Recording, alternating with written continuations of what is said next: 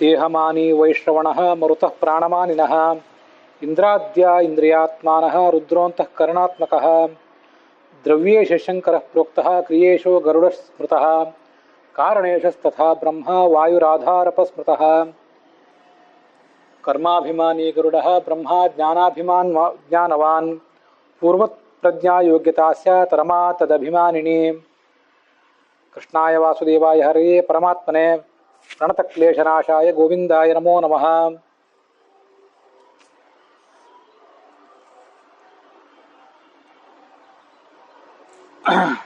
ಶ್ರೀ ಗುರುಭ್ಯೋ ನಮಃ. ಅಥಾತಃ ಮಹಾಮುನಿನ ಬಾದರಾಯಣೇನ ಪ್ರಣೀತಸ್ಯ ಭಾಗವತ ಗ್ರಂಥಸ್ಯ ये विविधाः श्लोकाः भागवत सारोद्धार ग्रंथे अरण्यकाचार्येण संगृहीताः विविध प्रकरण रूपेण तत्र इदं प्रकरणम् इन्द्रियजय प्रकरणं नाम. इन्द्रियजय प्रकरणे नैकविधान् इंद्रिय निग्रहोपयुक्तान् विषयान् वर्णयतः श्लोकान् संगृह्णाति अरण्यकाचार्यः.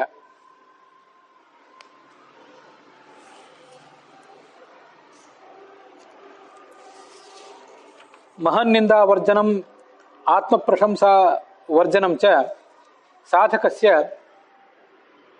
द्वे महती तपोरूपेण शास्त्रेषु परिगण्यन्ते. अपि च इंद्रियजयोपि साधकस्य साधनमार्गे महतीं प्राप्नोति. यदि इंद्रियजयः न साध्येत साधकेन सोऽयं साधकः श्रवणानि मननानि ध्यानादीनि च साधयन्नपि चंचलचित्तत्वेन अनिगृहीतेन्द्रियत्वेन च नूनम् अधः पतति.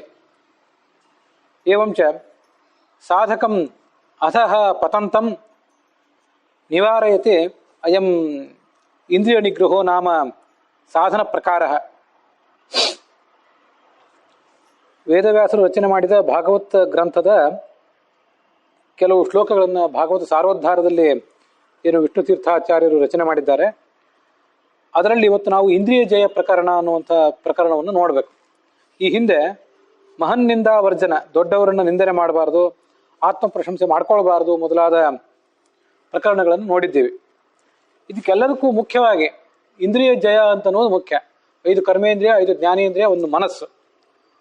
ದೊಡ್ಡವರನ್ನು ನಿಂದನೆ ಮಾಡುವುದು ನಾವು ಮೊದಲು ನಮ್ಮ ನಾಲಿಗೆಯಿಂದ, ಆ ನಾಲಿಗೆಗೆ ಪ್ರೇರಣೆ ಕೊಡುವುದು ಮನಸ್ಸು. ಹೀಗೆ ಮನಸ್ಸನ್ನು ನಾಲಿಗೆಯನ್ನು ನಿಗ್ರಹದಲ್ಲಿ ಇಟ್ಕೊಂಡ್ರೆ ದೊಡ್ಡವರನ್ನು ನಿಂದನೆ ಮಾಡುವ ಪ್ರವೃತ್ತಿ ಕಡಿಮೆ ಆಗ್ತದೆ. ಮತ್ತೆ ಆತ್ಮನನ್ನು ಪ್ರಶಂಸೆ ಮಾಡಿಕೊಳ್ಳುವುದು, ಇದರಲ್ಲಿ 2 ಸೇರ್ಕೊಂಡಿವೆ. ಒಂದು, ನಮ್ಮನ್ನು ನಾವು ಪ್ರಶಂಸೆ ಮಾಡಿಕೊಂಡಾಗ ನಮ್ಮ ನಾಲಿಗೆಯಿಂದ ಮಾಡ್ಕೋತೀವಿ. ಇನ್ನೊಬ್ಬರು ನಮ್ಮನ್ನು ಪ್ರಶಂಸೆ ಮಾಡಿದಾಗ ನಮ್ಮ ಕಿವಿಯಿಂದ ಅದನ್ನು ಆಸ್ವಾದಿಸ್ತೇವೆ. ಇವೆರಡಕ್ಕೂ ಪುಟ ಕೊಡೋದು ಮನಸ್ಸು. ಮನಸ್ಸನ್ನು ಹತೋಟಿಯಲ್ಲಿ ಇಟ್ಕೊಂಡ್ರೆ ನಮ್ಮ ಕಿವಿ, ನಮ್ಮ ನಾಲಿಗೆ ಎರಡೂ ಕೂಡ ಹತೋಟಿಯಲ್ಲಿ ಇರ್ತವೆ. ಅದಕ್ಕಾಗಿ ಮೂಲತಃ ಎಲ್ಲ ಇಂದ್ರಿಯಗಳಿಗೂ ಪ್ರಚೋದನೆ ಕೊಡುವಂತಹ ಮನಸ್ಸನ್ನು, 5 ಕರ್ಮೇಂದ್ರಿಯಗಳನ್ನು, 5 ಜ್ಞಾನೇಂದ್ರಿಯಗಳನ್ನು ಎಲ್ಲವನ್ನೂ ಹತೋಟಿಯಲ್ಲಿ ಇಟ್ಕೋಬೇಕು. ಆಗ ಈ ಎಲ್ಲ ಸಾಧನೆ ಸಾಧ್ಯ ಆಗ್ತದೆ ಅಂತ ಬಂತು.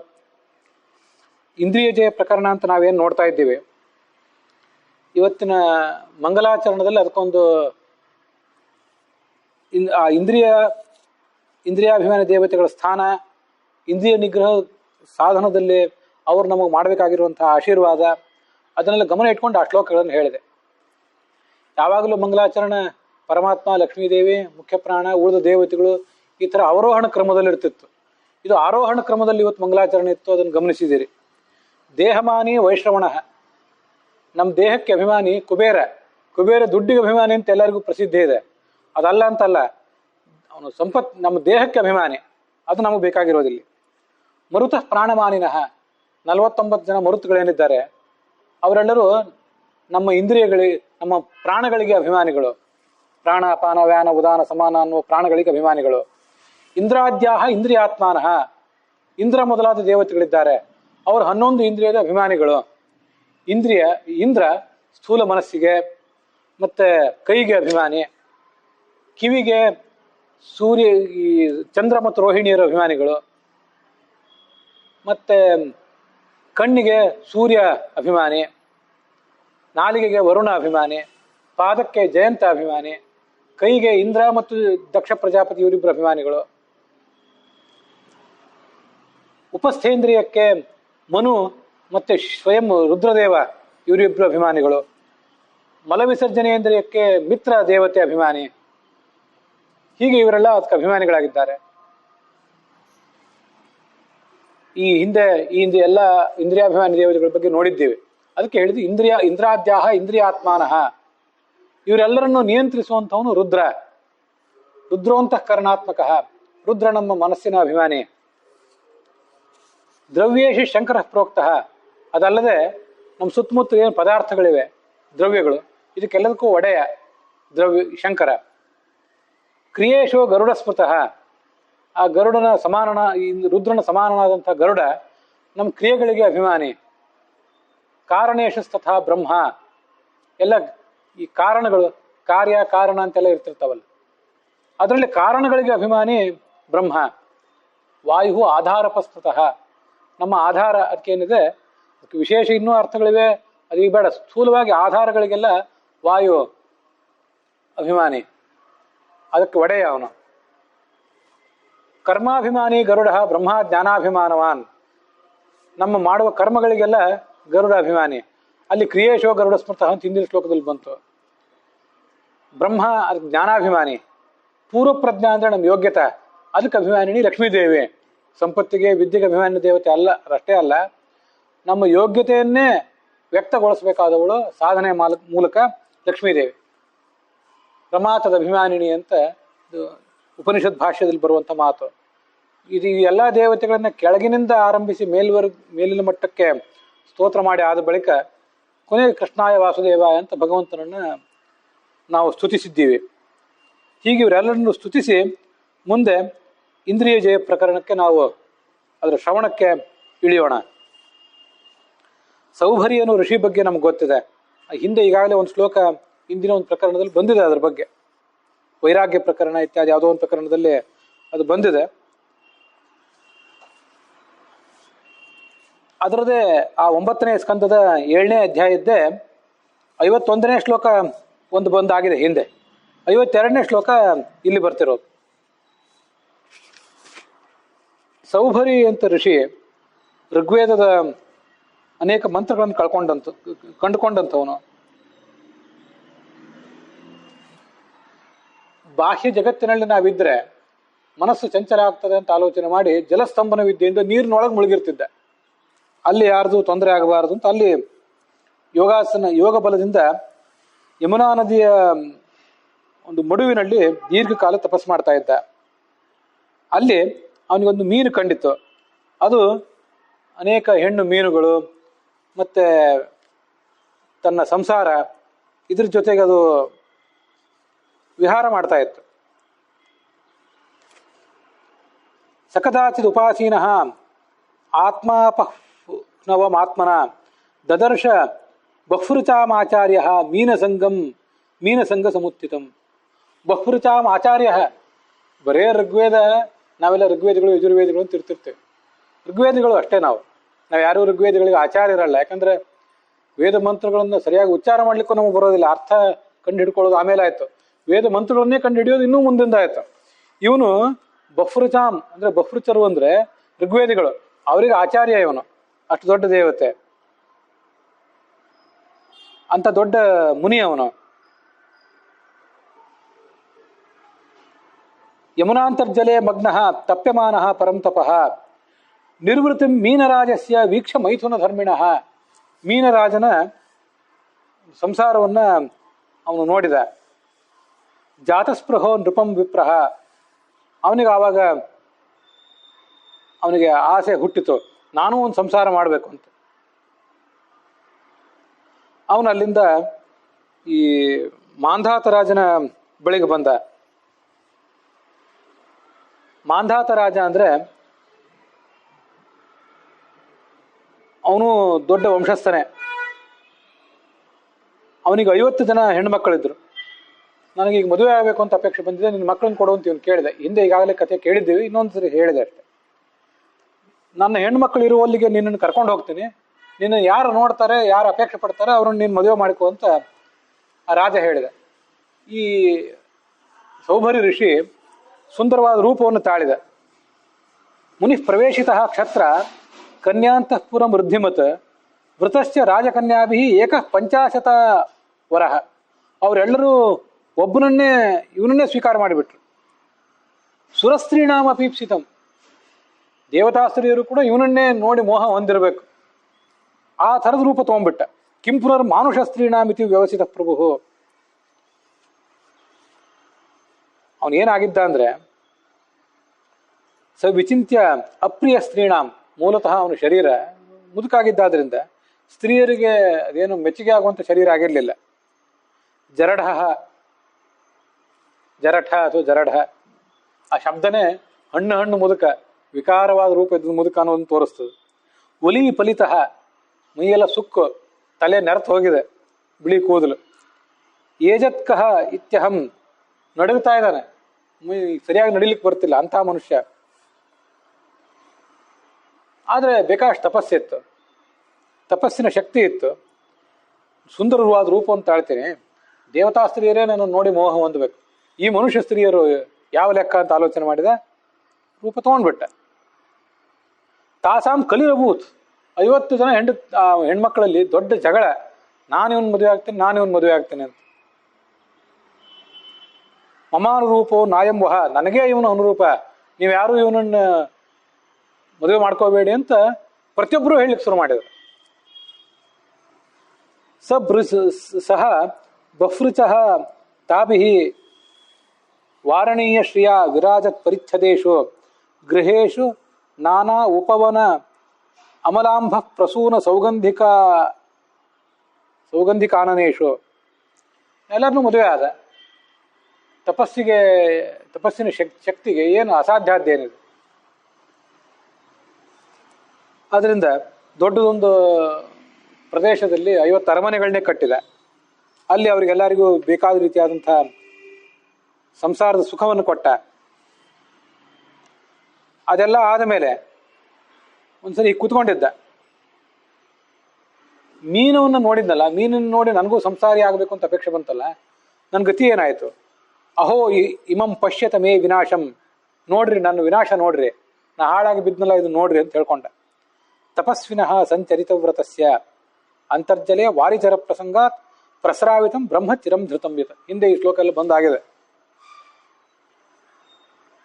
ತಪಸ್ವಿನಃ ಸಂಚರಿತ ವ್ರತಸ್ಯ, ಏನು ಯಾವ ವ್ರತ ಮಾಡಿಲ್ಲ, ಎಲ್ಲ ವ್ರತನೂ ಮಾಡಿದ್ದೇನೆ, ದೊಡ್ಡ ತಪಸ್ವಿ. ಹೊರಗಿನ ಜಗತ್ತಿನಲ್ಲಿ ಜನರ ಕಾಟ ಬೇಡ, ಮನಸ್ಸಿಗೆ ಅದರಿಂದ ಚಾಂಚಲ್ಯ ಬರೋದು ಬೇಡ ಅಂತ ಆಲೋಚನೆ ಮಾಡಿ ನೀರಿನ ಒಳಗೆ ಹೋಗಿ ಕೂತ್ಕೊಂಡೆ.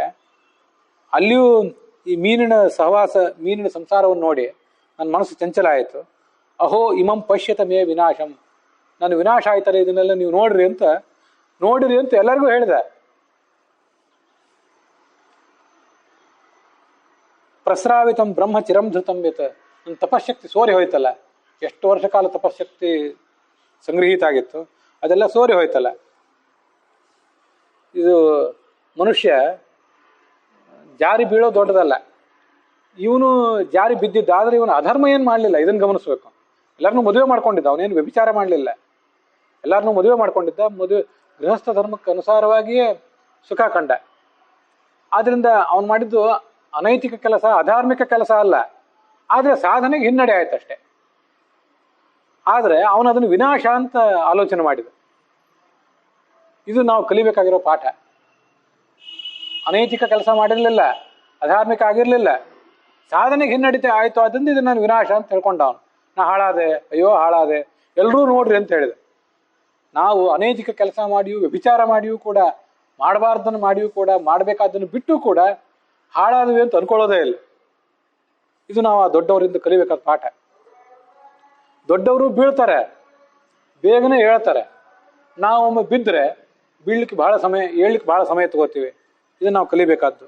ಮತ್ತೆ ಪಶ್ಯತ, ನೋಡ್ರಿ ಅಂತ ಹೇಳಿದ್ನಲ್ಲ, ನೋಡ್ರಿ ಅಂತ ಯಾರಿಗೆ ಹೇಳಿದೆ? ನಮ್ಮ ಸುತ್ತಮುತ್ತಲಿರುವಂಥವ್ರು ಒಟ್ಟು 3 ಜನ, ನಮ್ಮ ಸಮಾನ ಕಕ್ಷಾಪನ್ನರಾದವರು.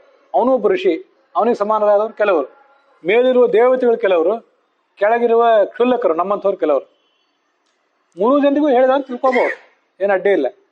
ಕೆಳಗಿರೋರಿಗೆ ಏನು ಹೇಳಿದ ಅಂದ್ರೆ, ನೋಡಿ ನಾನು ಹಾಳಾದಂತೆ ನೀವು ಆಗಬೇಡ್ರಿ, ಅಥವಾ ನಾನು ಹಾಳಾದ್ರೂ ಕೂಡ ಬೇಗ ಮೇಲೆದ್ದೆ, ನೀವು ಹಾಳಾದ್ರೆ ನಿಮ್ಮನ್ನು ಮೇಲೆತ್ತೋರು ಯಾರು, ಸ್ವಲ್ಪ ಎಚ್ಚರದಿಂದಿರಿ ಅಂತ ಕೆಳಗಿನವರಿಗೆ ಹೇಳಿದೆ. ನಡುವಿನವರಿಗೂ ಕೂಡ ನೀವು ನನ್ನ ಥರ ಮಾಡಬೇಡಿ ಅಂತ ನೀವು ಹೇಳಿದೆ.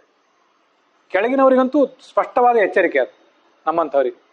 ಮೇಲಿನ ದೇವತೆಗಳು, ನಾನು ಅದನ್ನು ಹೇಳಿದ್ನಲ್ಲ, ನಮ್ಮ ಈ 5 ಕರ್ಮೇಂದ್ರಿಯ, 5 ಜ್ಞಾನೇಂದ್ರಿಯ, ಮನಸ್ಸು, ಇದಕ್ಕೆಲ್ಲ ಅಭಿಮಾನಿಗಳಾದಂಥ ದೇವತೆಗಳಿದ್ದಾರೆ. ಇಡೀ ದೇಹಕ್ಕೆ ಅಭಿಮಾನಿಯಾಗಿ ಕುಬೇರ ಇದ್ದಾನೆ, ಇಡೀ ದೇಹಕ್ಕೆ ಅಭಿಮಾನಿಯಾಗಿ ಸೂರ್ಯ ಇದ್ದಾನೆ, ಇಡೀ ದೇಹಕ್ಕೆ ಅಭಿಮಾನಿಯಾಗಿ ಶರೀರ ಪುರುಷ ಅನಿಸ್ಕೊಂಡಿರುವಂಥ ರುದ್ರ ಇದ್ದಾನೆ. ಅವರೆಲ್ಲರಿಗೂ ಹೇಳಿದೆ, ನಾವು ಕೇವಲ ಮಂತ್ರಗಳನ್ನು ಅಂದು ಆ ದೇವತೆಗಳನ್ನು ಧ್ಯಾನಿಸಿದ್ರೆ ಉಪಯೋಗ ಇಲ್ಲ. ಆ ದೇವತೆಗಳಿಗೆ ನಮ್ಮ ಅಹವಾಲು, ನಮ್ಮ ಅರ್ಜಿ ಹೋಗಬೇಕು. ನೋಡಿ ಈ ಥರ ಆಯಿತು, ನನ್ನ ಕಾಪಾಡಿ, ಮುಂದೆ ಹೀಗಾಗದೇ ಇರಲಿ ಅಂತ ಮೇಲೆ ಮೇಲೆ ಅವ್ರಿಗೆ ನಾವು ಅರ್ಜಿ ಹಾಕ್ತಾ ಇರಬೇಕು. ದೇವತೆಗಳು ಅವನಿಗೆ ಸಾಕ್ಷಾತ್ಕೃತರಾಗಿದ್ದರು, ಕಣ್ಣಿಗೆ ಕಾಣಿಸ್ತಾ ಇದ್ರು. ಯಾಕಂದ್ರೆ ಅವನೇ ಸ್ವಯಂ ಅಪರೋಕ್ಷ ಜ್ಞಾನಿ, ಜೀವನ್ಮುಕ್ತ. ಅವನು ಮುಕ್ತಿ ಆಗೋದು ಅವನಿಗೆ ನಿಶ್ಚಿತ, ಟಿಕೆಟ್ ಆಗಿ ಹೋಗಿದೆ. ಆದರೆ ಯಾವತ್ತು ಪ್ರಯಾಣ ಅಂತನ್ನೋದು ಮಾತ್ರ ಇನ್ನೂ ಆಗಬೇಕಷ್ಟೆ. ಅದರಿಂದ ಎಲ್ಲ ತೀರ್ಮಾನ ಆಗಿ ಹೋಗಿದೆ ಅವನು. ಅಂಥವನು ಇದನ್ನೆಲ್ಲ ದೇವತೆಗಳಿಗೆಲ್ಲ ಹೇಳ್ಕೊಂಡ. ಭಗವಂತನೇ ಸಾಕ್ಷಾತ್ಕೃತ ಆಗಿದ್ದಾನೆ ಅಂದಮೇಲೆ ಉಳಿದೆಲ್ಲ ದೇವತೆಗಳು ಅವನ ಪಾಲಿಗೆ ಬೇಕಾದಾಗ ಕರೆದಾಗ ಅವನ ಎದುರಿಗೆ ಧ್ಯಾನಿಸಿದಾಗ ಒಂದೇ ಬರ್ತಾರೆ. ಅವ್ರಿಗೆ ಹೇಳಿದೆ, ಅದನ್ನು ಕಳೆದ ದಿವಸದ ಪ್ರವಚನದಲ್ಲಿ ಹೇಳಿದ್ದೆ ನಾನು. ಮಹಾಭಾರತದ ಶ್ಲೋಕ ಇದೆ, ಆದಿತ್ಯ ಚಂದ್ರ ವನಲಾನಿಲೌಚ ದೌರ್ಭೂಮಿರಾಪೋ ಹೃದಯಂ ಯಮಶ್ಚ ಅಹಶ್ಚ ರಾತ್ರಿಶ್ಚ ಉಭೇಚ ಸಂಧ್ಯೆ ಧರ್ಮಶ್ಚ ಜಾನಾತಿ ನರಸ್ಯ ವೃತ್ತಂ. ನಾವು ಮಾಡಿದ್ದನ್ನು, ಅದು ಒಳ್ಳೆಯದೇ ಇರಲಿ ಕೆಟ್ಟದೇ ಇರಲಿ, ನಮ್ಮನ್ನು ಕೆಳಗೆ ಬೀಳಿಸುವಂಥದ್ದು ಅಥವಾ ನಮ್ಮನ್ನು ಮೇಲೆತ್ತಿಸುವಂಥದ್ದು. ಕೆಳಗೂ ಬೀಳಿಸೋದಿಲ್ಲ, ಮೇಲೂ ಎತ್ತಿಸೋದಿಲ್ಲ, ಅನೈತಿಕ ಅಲ್ಲ, ವ್ಯಭಿಚಾರ ಅಲ್ಲ. ಎಲ್ಲಿದ್ದಲ್ಲ ಅಲ್ಲೇ ಇರ್ತೀರಿ. ಇದೆಲ್ಲವನ್ನೂ ನೋಡುವವರು ಕೆಲವರು ಇದ್ದಾರೆ. ಯಾರು ಅಂದರೆ ಆದಿತ್ಯ ಹಗಲು ಹೊತ್ತಿನಲ್ಲಿ, ಸೂರ್ಯ ರಾತ್ರಿ ಹೊತ್ತಿನಲ್ಲಾದರೆ ಚಂದ್ರ, ಮತ್ತೆ ಅನಲ ಅಂದ್ರೆ ಬೆಂಕಿ ಇದ್ದಾನೆ. ಬೆಂಕಿ ಅಂದರೆ ಕೇವಲ ಕಟ್ಟಿಗೆಯಿಂದ ಉರಿಯೋ ಬೆಂಕಿ ಅಲ್ಲ, ಇವೆಲ್ಲ ಬೆಂಕಿಯೇ. ಈ ದೀಪಗಳೆಲ್ಲ ಬೆಂಕಿಯೇ. ಅನಿಲ, ಗಾಳಿ ಹಗಲು ಇದೆ, ರಾತ್ರಿಯೂ ಇದೆ. ದೆವ್ಹು, ಮೇಲೆ ಬಾನು, ಭೂಮಿ ಕೆಳಗೆ ಭೂಮಿ, ಆ ಬಾನು ಈ ಭೂಮಿ. ಆಪಹ, ನೀರು, ಧಾರ್ಮಿಕ ಕಾರ್ಯ ಮಾಡ್ಲಿಕ್ಕೆ ನೀರು ಬೇಕು, ಅಡುಗೆ ಮಾಡ್ಲಿಕ್ಕೆ ಬೆಳೆ ಬೆಳಿಲಿಕ್ಕೆ ನೀರು ಬೇಕು, ಅಡುಗೆ ಮಾಡ್ಲಿಕ್ಕೆ ನೀರು ಬೇಕು, ಊಟ ಮಾಡುವಾಗ ನೀರು ಬೇಕು, ಊಟ ಮಾಡಿದ್ಮೇಲೆ ಕೈ ತೊಳ್ಕೊಳ್ಳಿಕ್ಕೆ ನೀರು ಬೇಕು. ನಿತ್ಯ ನೀರು ಬೇಕೇ ಬೇಕು. ಆಪಹ ಅಂದ್ರೆ ನೀರು. ಕಳೆದ ದಿವಸ ಹೇಳಿದ್ದೆ, ಆಪಹ ಅಂದ್ರೆ ನೀರು ಮಾತ್ರ ಅಲ್ಲ, ವೇದಗಳು ನಾವು ಕೈಯಲ್ಲಿ ಇಟ್ಕೊಂಡು ಕೂತಿದ್ದೇವೆ, ಶಾಸ್ತ್ರಗಳು, ಇವು ಎಲ್ಲ ವೇದಗಳೇ. ಈ ಎಲ್ಲ ವಿರಾದ ಶಾಸ್ತ್ರಗಳನ್ನ ಆಪಹ ಅಂತಾರೆ. ಇವು ಹಗಲು ನಮ್ಮ ಕಣ್ಣೆದುರಿಗಿರ್ತವೆ, ರಾತ್ರಿ ನಮ್ಮ ಕಣ್ಣೆದುರಿಗಿರ್ತವೆ. ಹೃದಯಂ, ಹೃದಯ ಅಯತೈತಿ ಹೃದಯ, ಹೃದಯ ಶಬ್ದವಾಚ್ಯನಾದ ಭಗವಂತ. ಯಮಃ, ನಾಳೆ ನಮ್ಮ ತಪ್ಪು ಒಪ್ಪುಗಳನ್ನು, ನ್ಯಾಯಗಳನ್ನು ತೂಗೆ ನಮಗೆ ಶಿಕ್ಷೆ ಕೊಡಬೇಕಾದಂಥ ಯಮ. ಹೃದಯಂ ಯಮಶ್ಚ ಅಹಶ್ಚ ರಾತ್ರಿಶ್ಚ, ಹಗಲಿನ ಅಭಿಮಾನಿ ದೇವತೆ, ರಾತ್ರಿ ಅಭಿಮಾನಿ ದೇವತೆ. ಮಿತ್ರ, ವರುಣ ಮೊದಲಾದವರಿದ್ದಾರೆ. ಉಭೇಚ ಸಂಧ್ಯೆ, ಪ್ರಾತಃ ಸಂಧ್ಯಾ, ಸಾಯಂ ಸಂಧ್ಯಾ, ಈ ಎಲ್ಲ ಸಂಧ್ಯಾ ದೇವತೆಗಳಿದ್ದಾರೆ. ಧರ್ಮ, ಧರ್ಮಾಭಿಮಾನಿಯಾದಂತಹ ಯಮನ ಇನ್ನೊಂದು ರೂಪ, ಅಥವಾ ಧರ್ಮಾಭಿಮಾನಿಯಾದಂಥ ಪ್ರಾಣನ ಮತ್ತೊಂದು ರೂಪ. ಅವನಿಗೆ ಧರ್ಮ ಅಂತ ಮತ್ತೊಂದು ರೂಪ ಇದೆ. ಎಲ್ಲಕ್ಕಿಂತ ಹೆಚ್ಚಾಗಿ ಧರ್ಮೋ ಧರ್ಮ ವಿದುತ್ತಮ, ಆ ಭಗವಂತನ ಮತ್ತೊಂದು ರೂಪ. ಇವರೆಲ್ಲ ತಿಳಿದಿದ್ದಾರೆ. ಅವ್ರ ಎದುರಿಗೆ ಇದನ್ನು ಹೇಳ್ಕೊಂಡಂತೆ, ನೋಡಿ ನನ್ನ ಗತಿ ಹೀಗಾಯಿತು ಅಂತ. ಇಷ್ಟು ಹಿನ್ನೆಲೆ. 52ನೇ ಶ್ಲೋಕ ಈ ಇಂದ್ರಿಯ ಪ್ರಕರಣದಲ್ಲಿ ಆರಂಭದಲ್ಲಿ ಬರೋದು. ಸಂಗಂ ತ್ಯಜೇತ ಮಿಥುನಂ ಮಿಥುನ ವ್ರಜಿನಾನ್ ಮುಮುಕ್ಷು ಸರ್ವಾತ್ಮನ ನ ವಿಸೃಜೇತ್ ಬಹಿರಿಂದ್ರಿಯಾಣಿ ಏಕಶ್ಚರನ್ ರಹಸಿ ಚಿತ್ತಂ ಅನಂತ ಈಶೆ ಯುಂಜೀತ ತದ್ರತಿಷು ಸಾಧುಷು ಚೇತ್ ಪ್ರಸಂಗ.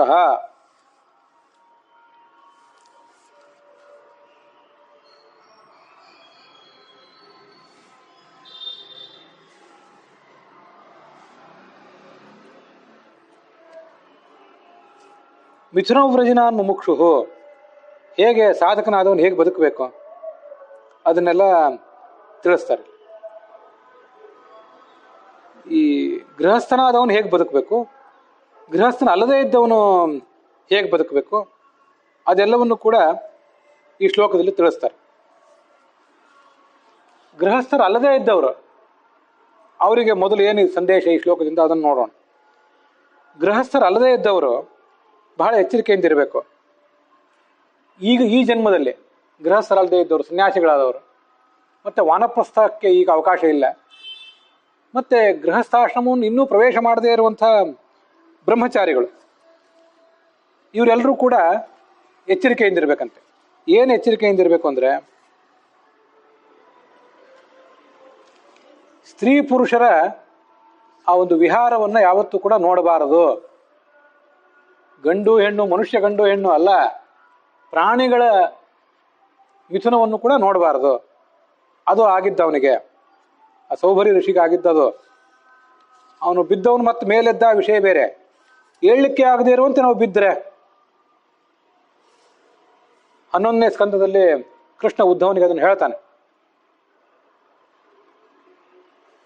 ಸ್ತ್ರೀಣಾಂ ನಿರೀಕ್ಷಣ ಸ್ಪರ್ಶ ಸಲ್ಲಾಪ ಕ್ಷೇಲನಾದಿಕಂ ಪ್ರಾಣಿನೋ ಮಿಥುನೀಭೂತಾನ್ ಅಗ್ರಹಸ್ಥಃ ಅಗ್ರತಸ್ತ್ಯಜೇತ್. ಸ್ತ್ರೀಯರನ್ನು ನೋಡುವುದು, ಮುಟ್ಟುವುದು, ಅವ್ರ ಜೊತೆ ಮಾತಾಡುವುದು, ಕ್ಷೇಳನ ಹರಟೆ ಹೊಡೆಯೋದು, ಸಲ್ಲಾಪ ಅಂದರೆ ಸುಮ್ಮನೆ, ಕ್ಷೇಳನ ಅಂದರೆ ಇನ್ನೂ ಹೆಚ್ಚಾಗಿ ಮುಂದುವರಿಯೋದು, ಇದನ್ನೆಲ್ಲವನ್ನು ಬಿಡಬೇಕು. ಪ್ರಾಣಿನೋ ಮಿಥುನೀಭೂತಾನ್, ಪ್ರಾಣಿಗಳ ದಾಂಪತ್ಯವನ್ನು ನೋಡಬಾರದು. ಅಗ್ರಹಸ್ಥ ಸನ್ಯಾಸಿ, ಈಗ ನಮಗೆ ಈ ಶರೀರದಿಂದ ಸನ್ಯಾಸಿ ಆದವನು, ಶರೀರದಿಂದ ವಾನಪ್ರಸ್ಥ ಆದವನು, ಶರೀರದಿಂದ ಇನ್ನೂ ಗೃಹಸ್ಥಾಶ್ರಮಕ್ಕೆ ಬಂದಿಲ್ಲ, ಈಗಿನ್ನೂ ಬ್ರಹ್ಮಚಾರಿ ಆಗಿದ್ದಾನೆ, ಅವನು ಮಾಡಬಾರ್ದು, ಮನಸ್ಸು ಚಂಚಲ ಆಗ್ತದೆ. ಗೃಹಸ್ಥ ಅಂದರೆ ಸ್ವರೂಪತಃ ಗೃಹಸ್ಥರಾದವರು, ಸ್ವರೂಪತಃ ಸನ್ಯಾಸಿಗಳು ಅಂತಲೂ ಒಂದು ವ್ಯವಸ್ಥೆ ಇದೆ, ನಾವು ಹಿಂದೆ ನೋಡಿದ್ದೇವೆ. ಈ ಶರೀರದಿಂದ ಬ್ರಹ್ಮಚಾರಿಗಳು, ಗೃಹಸ್ಥರು, ವಾನಪ್ರಸ್ಥರು ಅನ್ನೋದು ಅದೂ ಇದೆ. ಮೂಲ ಸ್ವರೂಪದಲ್ಲೇ ಸನ್ಯಾಸಿಗಳು, ವಾನಪ್ರಸ್ಥರು, ಗೃಹಸ್ಥರು, ಬ್ರಹ್ಮಚಾರಿಗಳು, ಕುಟೀಚಕರು ಅಂತೆಲ್ಲ ಬಂದಿದೆ. ಗೀತಾ ಪ್ರಸ್ಥಾನದಲ್ಲಿ ಹಿಂದೆ ಅದನ್ನು ನೋಡಿದ್ದೀವಿ. ಅವರೂ ನೋಡಬಾರ್ದು. ಒಂದು ವಿಷಯ, ಸ್ವರೂಪತಃ ಸನ್ಯಾಸಿಗಳಾದವರು ಯಾರಿದ್ದಾರಲ್ಲ, ಅವರು ಈ ಜಗತ್ತಿಗೆ ಇಲ್ಲಿ ಹುಟ್ಟಿ ಬಂದಾಗ ಅವರು ಎಚ್ಚರಿಕೆಯಿಂದ ಇರಬೇಕು. ಆದರೆ ಅವ್ರಿಗಿಂತ ಹೆಚ್ಚು ಎಚ್ಚರಿಕೆ ಸ್ವರೂಪ ನಮ್ಮದೇನಿದೆ ಗೊತ್ತಿಲ್ಲ, ಈ ಜನ್ಮದಲ್ಲಿ ಯಾರೋ ಕೊಟ್ಟರು ಸನ್ಯಾಸ ತೊಗೊಂಡಿದ್ದೀವಿ.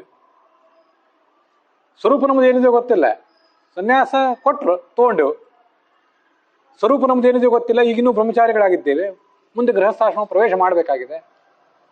ಆವಾಗಲೂ ಎಚ್ಚರಿಕೆಯಿಂದಿರಬೇಕು. ಸ್ವರೂಪದ ಆ ಕಡೆ ಇರಲಿ, ಅದು ಗೊತ್ತಾಗೋದಿಲ್ಲ.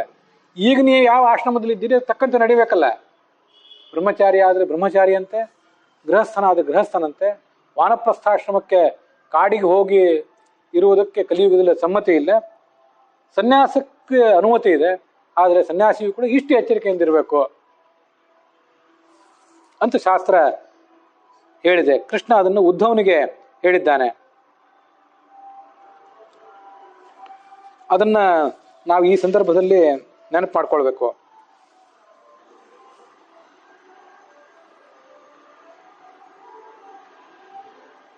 ಆ ಸ್ತ್ರೀಯರ ದರ್ಶನ ಇತ್ಯಾದಿಗಳನ್ನು ಯಾವತ್ತೂ ಕೂಡ ಮಾಡಬಾರ್ದು.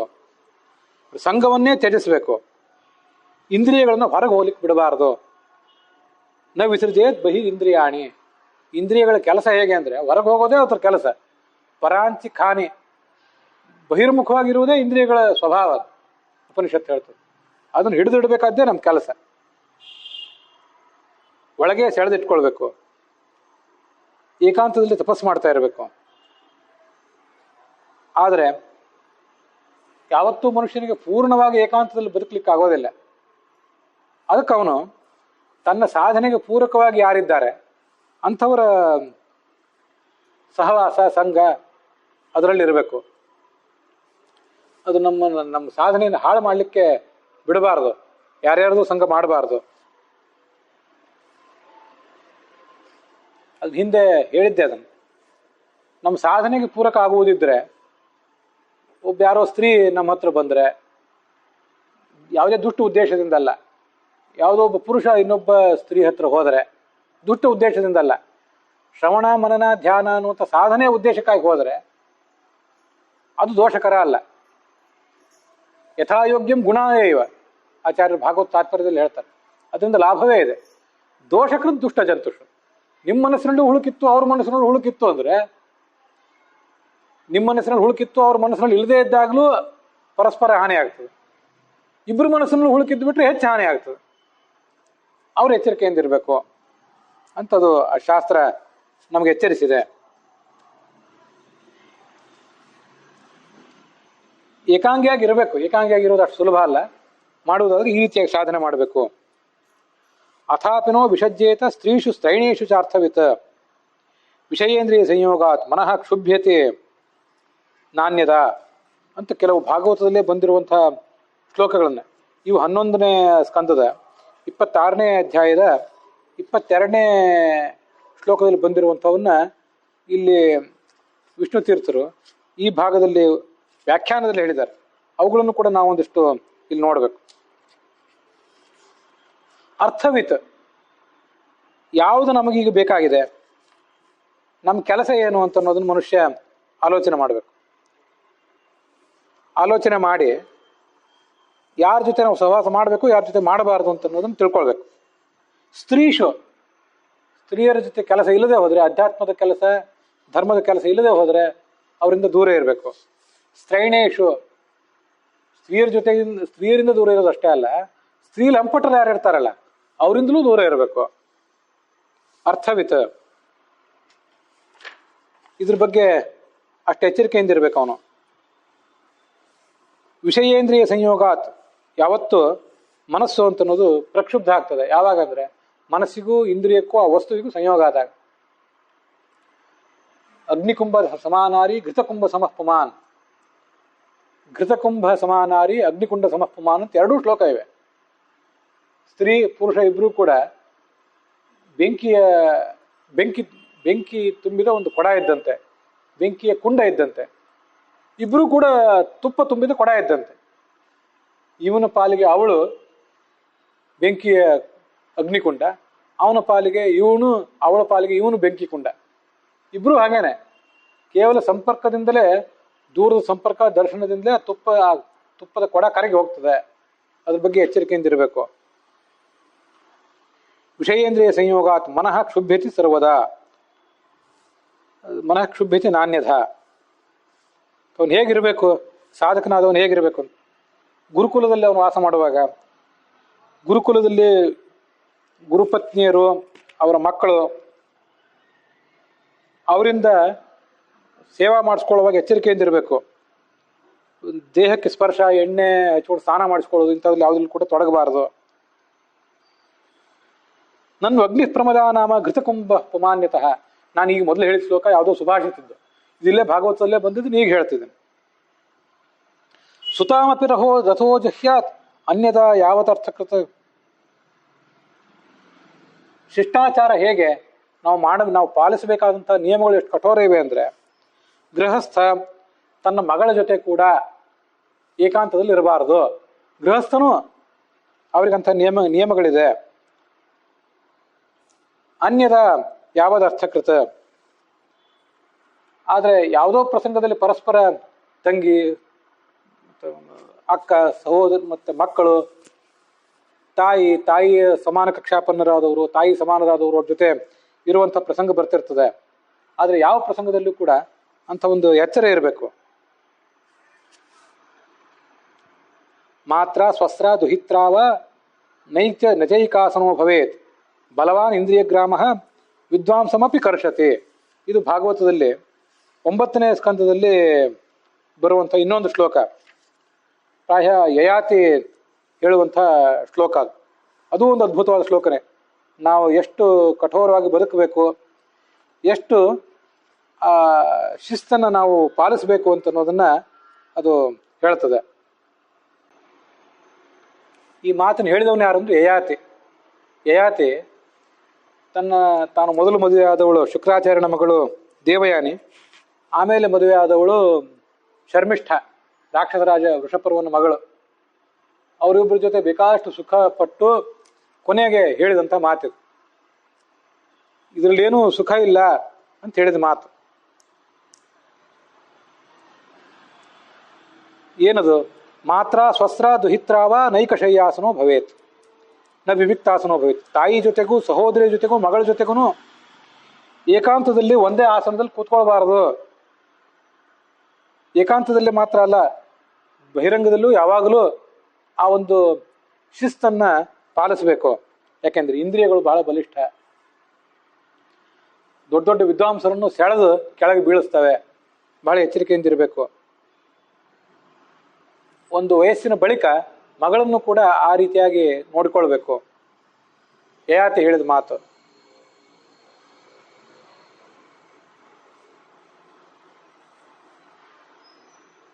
ನಜಾತು ಕಾಮಃ ಕಾಮಾನಾಂ ಉಪಭೋಗೇನ ಶಾಮ್ಯತೆ ಹವಿಷಾ ಕೃಷ್ಣವರ್ತನೇವ ಭೂಯೋ ಭೂಯೋ ವಿವರ್ತತೆ ಅಂತ ಅವನೇ ಹೇಳಿದ ಮಾತು ಮಹಾಭಾರತದಲ್ಲಿ.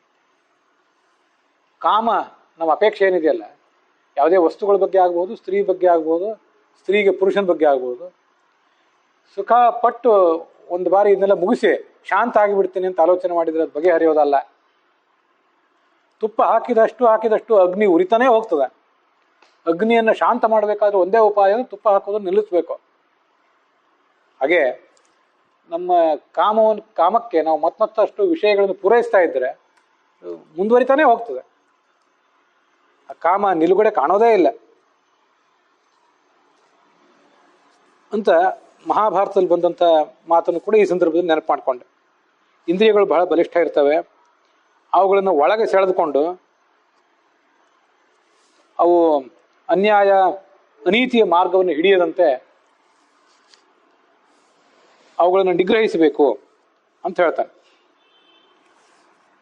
ಅಲ್ಲಿಗೆ ಈ 138ನೇ ಶ್ಲೋಕ, ಇಂದ್ರಿಯ ಜಯ ಪ್ರಕರಣದ ಮೊದಲ ಶ್ಲೋಕ, ಅದು ಇಲ್ಲಿಗೆ ಸಮಾಪ್ತವಾಗಿದೆ. ಇವತ್ತಿನ ಭಾಗವು ಕೂಡ ಇಲ್ಲಿಗೆ ಸಮಾಪ್ತವಾಗಿದೆ.